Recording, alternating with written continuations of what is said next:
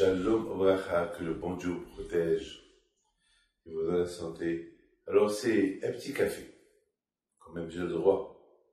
Il y a beaucoup malheureusement il y a beaucoup des madames qui regardent ce petit cours du matin et ils sont pas très contentes que je bois du café.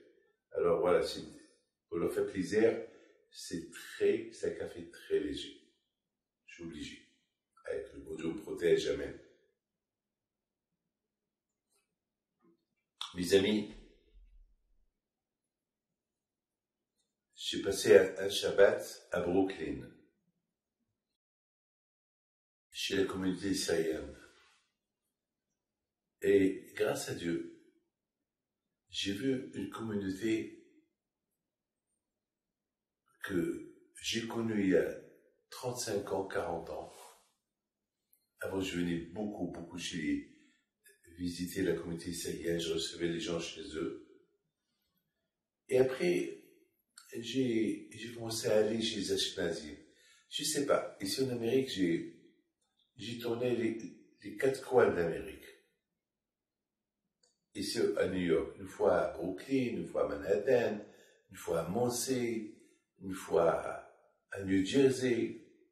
Bon, vous savez, l'Amérique, vous en avez 6 millions de Juifs. Alors, beaucoup des fois, je suis invité de partout, donc, mais ça fait longtemps que je n'ai pas été à Brooklyn. Les gens de Brooklyn, ils viennent me voir à Manhattan, mais pas tout le monde. Parce que c'est pas tout le monde qui sait que j'ai mes bureaux à Manhattan. Alors, mais ces derniers temps, je commence à aller à Brooklyn souvent. Ce Shabbat, je l'ai passé à Brooklyn. J'ai donné des cours d'autorat dans toutes les synagogues. Et voilà, je vois un monsieur qui me regarde.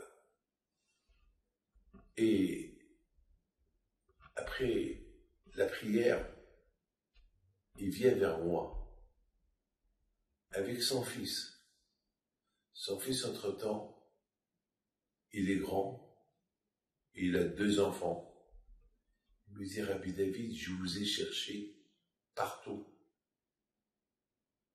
Je ne me rappelle pas de lui. Qui êtes-vous? Il me dit son nom, je ne peux pas dire son nom.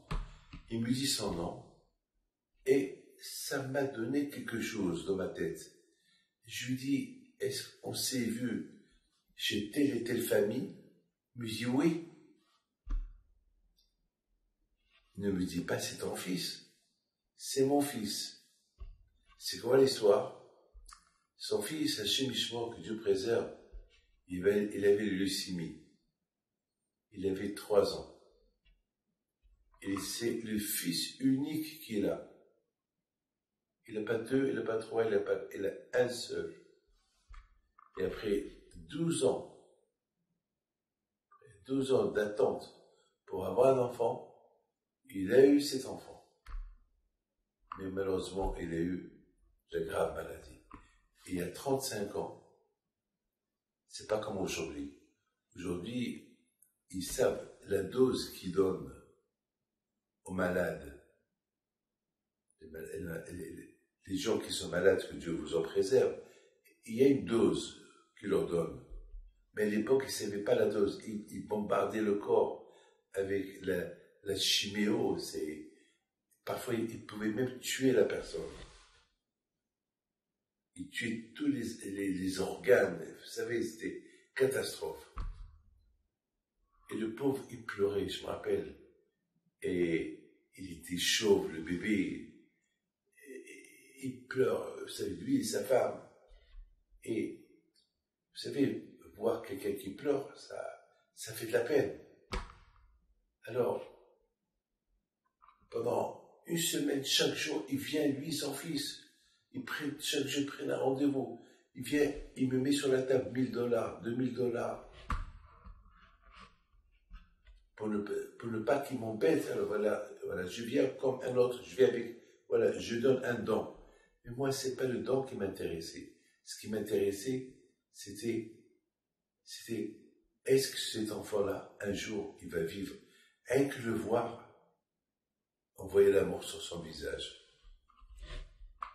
Et un jour, le jour que je devais quitter, il vient. Alors là, lui et sa femme, ils viennent. Ils me mettent le bébé sur la table. Et les deux, ils pleuraient.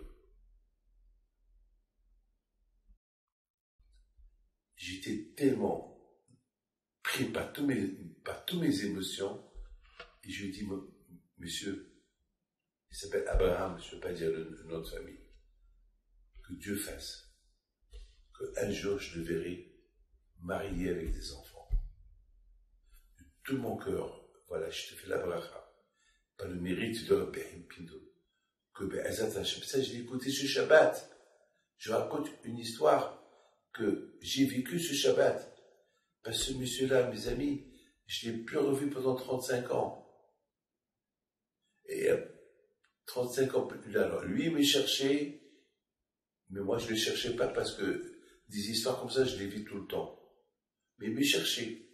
Mais malheureusement, lorsqu'il me trouvait, je n'étais pas là. Bon,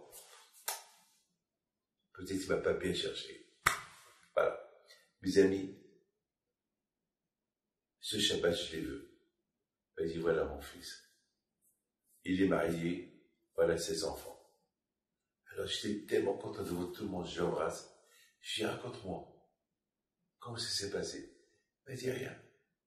Vous avez dit, vous avez prié, vous avez dit que Dieu fasse qu'un jour, je le verrai marié avec des enfants.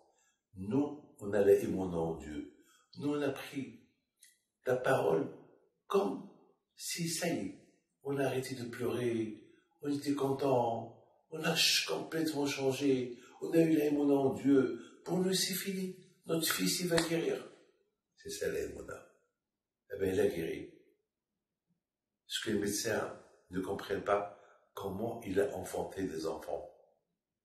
Alors qu'avec la chimio agressive qu'ils lui ont injectée dans son corps, elle devait détruire tous ses organes. Voilà mes enfants, j'ai passé le meilleur Shabbat de ma vie de voir les enfants, le papa qui l'a guéri, ses enfants, et le père qui est là, heureux. Ils m'ont invité chez eux, mais je le dis pour la prochaine fois. Que le bon Dieu vous protège. Amen.